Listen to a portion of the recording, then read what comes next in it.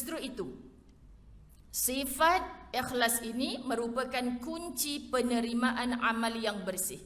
Kunci penerimaan amal yang bersih. Suci dan tiada apa-apa kepentingan. Tu kena tekan kalimah. Tiada apa-apa kepentingan kerananya. Menurut istilah syariat, ikhlas adalah mengerjakan amal ibadah, garis kalimah, semata-mata kerana mengharapkan keredaan Allah Subhanahu Wa Taala. Kita faham dah maksud ikhlas ni kan muslimat. Tapi dia ulang lagi. Sebab pengulangan ini perlu.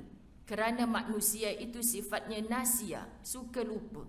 Perlu tadhkirah, ingatkan. Allahu Rabbi. Ikhlas inilah yang akan menepati niat, menepati maksud atau motivasi pekerjaan yang dilakukan. Dia satu motivasi. Motivasi ni kadang muslimat, kita penat hantar anak kita kursus itu, kursus ini. Suami kita jabatan itu, jabatan ini, kursus itu, seminar ini, macam-macam. Tak boleh alam nyata, alam maya, betul tak?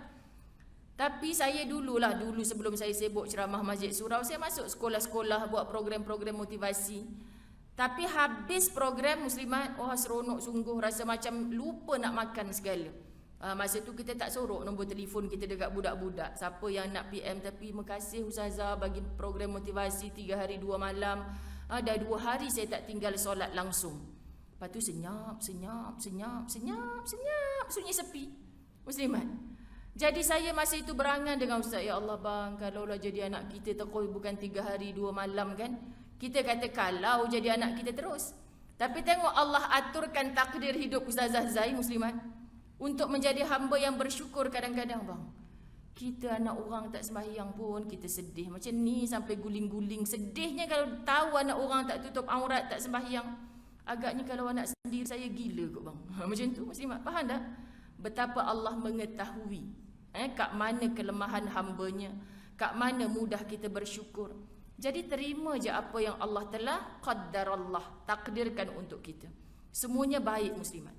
Jadi hamba bermanfaat. Maksud, kalaulah aku ada duit ya Allah, aku tak buat 3 hari 2 malam budak-budak bayar untuk program sekolah sebagainya. Saya rasa macam nak pegang semua budak-budak ni. Sebab lepas 2 hari, tak lama tu senyap, akhirnya ilmu yang dia dapat tu basi. Sebab apa muslimat? Sebab mereka tidak menyerapkan ia ke dalam hati. Nama je program motivasi, muslimat dirahmati Allah, tapi dia tidak menggerakkan diri dia untuk berubah. Rugi. So hantarlah mahal-mahal pun. Sebab tu dalam program online ni saya selalu cakap, dekat Facebook kat mana saya tengok kan macam-macam alat muslimat. Alat sejadah bijak. Ada nama sejadah dia, tapi saya tak nak sebutlah yang sama kan orang marah pula. Apa sejadah bijak ni jual? Hadiah kat cucu-cucu rajin solat Ustazah. Rupanya seminggu je. Sebab dia tengok bapak tengah azan tak solat, emaknya pun tak solat tepat waktu. Ibu-ibu, ustaz kat sekolah kata kalau dah azan kita kena solat, nantilah sinetron tak habis lagi ni. Kan? Tapi kita letak sejadah bijak yang usalli fardhu, anak seronok seminggu je muslimat. Lepas tu buang. Faham tak kita? Alat tu tak penting. Yang penting kita. Lepas tu kita tengok lah sejadah ni saja harga RM50. Anak orang kaya semua beli je.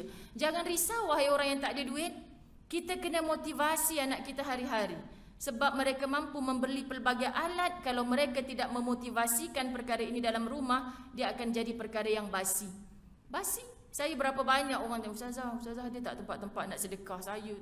Mainan anak dia saja muslimat nak pitam saya tengok. Ya Allah, teruknya anak seorang ni.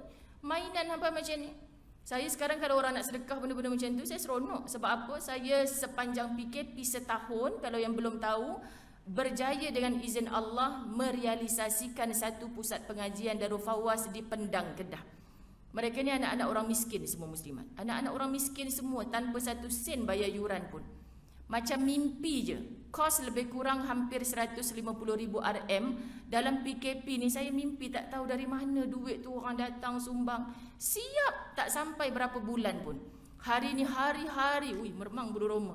Saya tengok tu cukuplah hilang segala penat. Sebab apa saya nak bantu sangat? Tanah dia, ustaz tu orang Kemboja yang menguruskan kahwin dengan orang Kedah, beranak 8. Lepas tu sama-sama mengaji muslimat dengan seorang tok guru di Kedah. Lepas tu tok guru ni yang jodohkan. Jadi Ustaz Kemboja ni muda dan handsome. Kan? Muda dan handsome dan berilmu. Lepas tu tok gurunya suruh kahwin dengan janda beranak 8. Bayangkanlah muslimat. Lepas tu bukan tok guru ni zalim, sebab muda lagi, kakak tu mungkin kahwin muda sebagainya. Lepas tu ada pengajian Universiti Kebangsaan Malaysia, tapi takdir hidup tak baguslah, mungkin perkahwinan yang pertama tu anak 8 orang. Yang ni sami'na wa ata'na, guru suruh kahwin. Masya Allah muslimat, saya kata ustaz, ya ustazah, guru kahwin, apa yang guru suruh selalunya berkat. Buatlah tanah tu, dia buat rumah, bisninya pakai pasang batu bata. Apa panggil orang buat kontrak kerja, pandailah yang duk macam bangku sementara tinggi tu. Bini tu panjat atas tu nak pasang batu bata tinggi. 3 beranak PKP tak pergi sekolah, buat rumah tu. Sampai berita tu kepada saya, muslimat dirahmati Allah. Bininya sampai pernah jatuh, patah pinggang. Isterinya, anaknya dah berapa kali kena ketuk, buat sendiri. Ya Allah ustaz, ini untuk ummah. Berapa orang? Setakat ni anak-anak yang mengaji dah ada 100 orang. Mengaji kat rumah sampai bilik, 2 bilik dia buka. Jadi hall saja semata-mata nak ngajar anak-anak mengaji kat kampung. Ini hal ummah. Urusan orang Islam ni bukan ustaz seorang. Memang ni tanah isteri ustaz. Tapi nak bagi pandai anak-anak kampung ni baca Quran, muslimat, tolong warung. Saya tak tahulah ustazah, mai sini saya tolong bantu buat.